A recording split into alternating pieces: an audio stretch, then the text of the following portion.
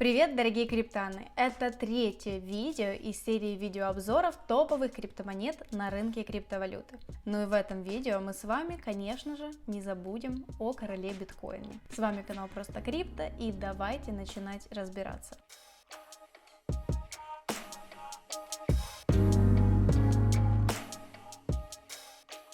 Но перед тем, как начать, хочу настоятельно порекомендовать вам подписаться на наш телеграм-канал, где мы регулярно постим самые актуальные новости и инсайты из рынка криптовалют, а также проводим денежные розыгрыши и конкурсы. Ну и если вы трейдер или просто хотите купить криптовалюту, то тогда регистрируйтесь по нашей реферальной ссылке на бирже Bybit для получения бонусного депозита для торговли, а также скидки на торговые комиссии. Ссылочки все в описании. Ну а мы с вами начинаем. Биткоин – это децентрализованная цифровая валюта, которая позволяет отправлять и получать деньги без участия посредников, таких как банки и правительство. Многие полагают, что биткоин полностью анонимен, но это далеко не так. Спецслужбы давно научились отслеживать биткоин-транзакции. История биткоина началась в 2008 году, когда был опубликован документ человеком или группой людей под псевдонимом Сатоши Накамото, который описывал новую цифровую валюту, которая работает на основе технологии блокчейн. В 2009 году Сатоши Накамото запустил сеть биткоина и выпустил первые монеты.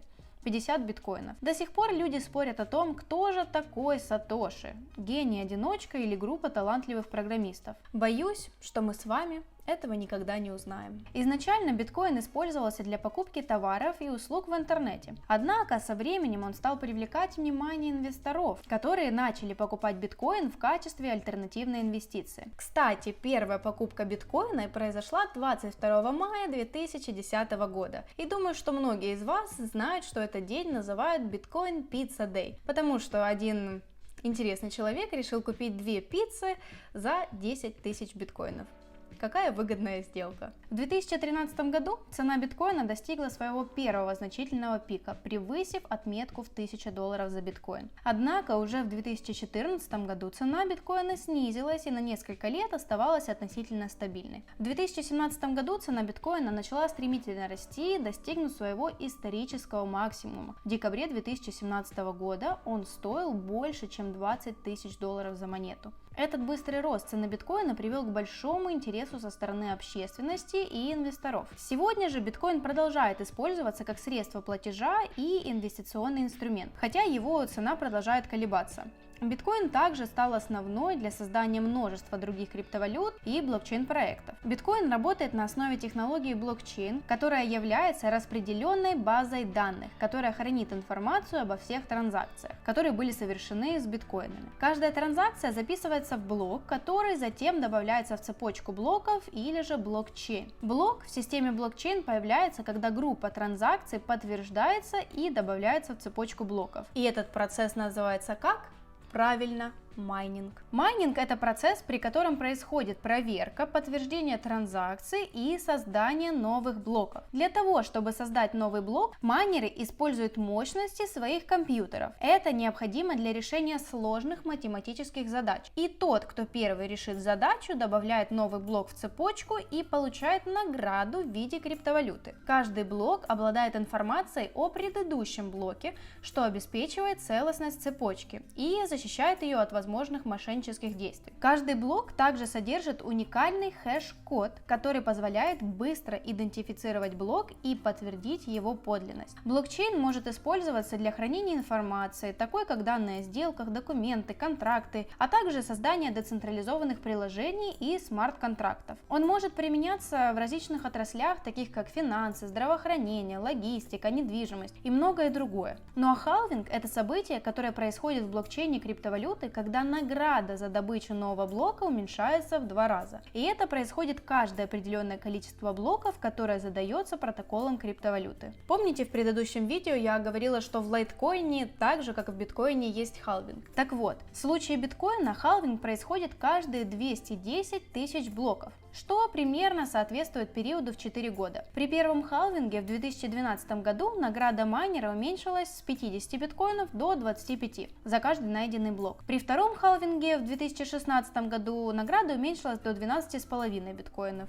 Затем был халвинг в 2020 году и следующий будет в 2024. Думаю, несложно посчитать, сколько майнеры будут получать наград за блок. Такое сокращение вознаграждения за майнинг блоков происходит для того, чтобы уменьшить инфляцию криптовалюты и контролировать ее эмиссию. Халвинг также может повлиять на цену криптовалюты, так как уменьшение награды за майнинг может уменьшить предложение криптовалюты на рынке. Ну а теперь, перед тем, как понять, стоит ли добавлять себе биткоин в портфель или лучше его скипнуть, давайте же посмотрим на главные преимущества данной криптовалюты. Первое – это децентрализация. Биткоин не контролируется ни одним центральным органом, таким как правительство или банк. Но это пока что. Все транзакции обрабатываются с помощью компьютеров, называемых узлами, которые работают на основе протокола блокчейн. Второе – это прозрачность. Биткоин не требует предоставления личной информации для совершения транзакций. Все транзакции обрабатываются на основе публичных и приватных ключей, которые используются для проверки подлинности транзакций. Третье – это безопасность. Биткоин использует шифрование для защиты транзакций и обеспечения безопасности ваших криптоактивов. Каждая транзакция должна быть подтверждена несколькими узлами, прежде чем она будет добавлена в блокчейн. Ну и четвертое – это низкие комиссии. Биткоин имеет низкие комиссии за транзакции, что делает его привлекательным для использования в качестве платежного средства. Исходя из этих преимуществ, можно сказать, что в принципе все криптовалюты обладают плюс-минус такими же особенностями. Ну, помимо безопасности, если же это, конечно, может быть какая-то скам-монета. Ну, а скорость и цена транзакции, например, у того же лайткоина намного ниже. Таким образом, можно сделать вывод, что по сути биткоин это просто король всех криптовалют, и он не сможет соскамиться.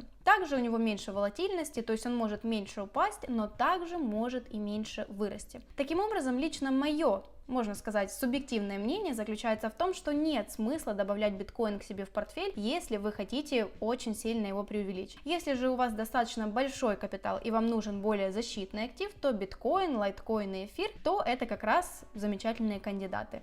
Но тем не менее, огромная просьба, все равно, тем не менее, делайте свой собственный ресерч и базируясь на своем риск-профиле, особенностях и предпочтениях, выбирайте монетки в свой портфель. Ну а на этой ноте наше видео подошло к концу. Если вам было полезно, то не забывайте ставить лайки, а также подписывайтесь и ставьте колокольчики, чтобы не пропустить следующие видео. Ну и пишите в комментариях, о чем бы вы хотели следующее видео, и хотели бы вы продолжение данных обзоров топовых криптомонет на рынке. И перед тем, как попрощаться, хочу напомнить о том, что у нас есть телеграм-канал, где мы регулярно проводим денежные розыгрыши и конкурсы, а также постим самые актуальные новости и инсайты из рынка криптовалют. И также у нас есть реферальная ссылка на бирже Bybit, по которой вы можете получить бонусный депозит для торговли и скидки на торговые комиссии.